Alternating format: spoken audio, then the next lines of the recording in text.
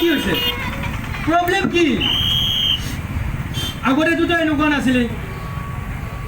তই নিজে ভাবচোন আগতে কি আছিলি তই ভাল ৰিজাল্ট কৰিছিলি পঢ়িছিলি ভালকে সবে মানুহে তোক ভাল পাইছিল আৰু এতিয়া লাহে লাহে কি হৈ গৈছা বাইদেউৰ জমা থোৱা বিয়াৰ কাৰণে সেইখিনি পইচাও পলাই লৈ গৈছা তাৰপিছত ঘৰত যিমান গহনা আছিল সেইখিনি লৈ গৈছা দেউতাৰ অপাৰেশ্যনৰ কাৰণে থোৱা পইচা সেইখিনিও লৈ গৈছা আৰে তই কি কম এতিয়া তই মোক তই এটা কলংক হৈ পৰিছা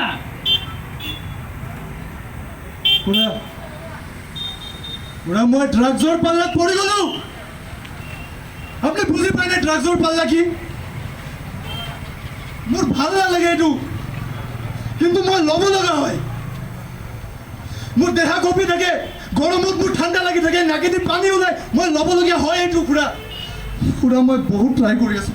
কিন্তু মই ইয়াক এৰিব পৰা নাই খুৰা নালাগে মোক এইটো খুৰা প্লিজ হেল্প মি খুৰা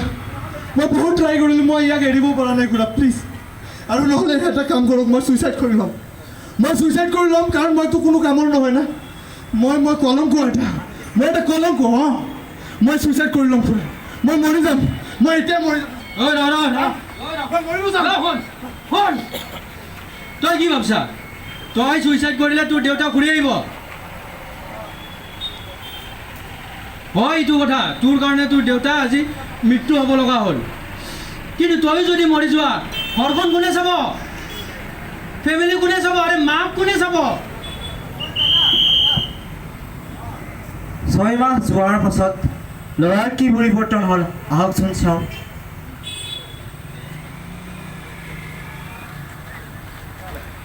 ক'ত পলাবি তই ইয়াৰ আগতে 3 বাৰ পলাইছা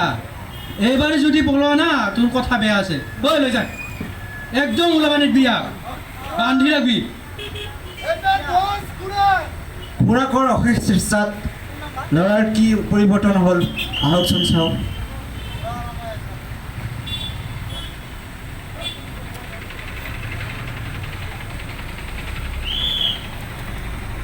দাদা কোৱা এই 6 মাহ আপুনি মোক যিটো সহায় কৰিলে মই আপোনাক ধন্যবাদ দিব বিচাৰিছোঁ দেই কাৰণ এনেকুৱা এটা সহায় মই কেতিয়াও পাহৰিব নোৱাৰিম এই 6 মাহ ড্ৰাগ এৰি মই কেনেকৈ থাকিছোঁ মই জানো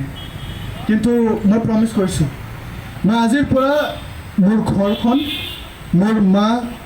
আৰু এই সমাজত নতুন প্ৰজন্ম যিকেইটাই ড্ৰাগছৰ পাল্লাত পৰি আছে সিহঁতক ভাল এটা ৰাস্তা দেখাবৰ কাৰণে মই আজিৰ পৰাই ভাবি লৈছোঁ আজিৰ পৰাই মই কিবা এটা ষ্টেপ ল'ম থেংক ইউ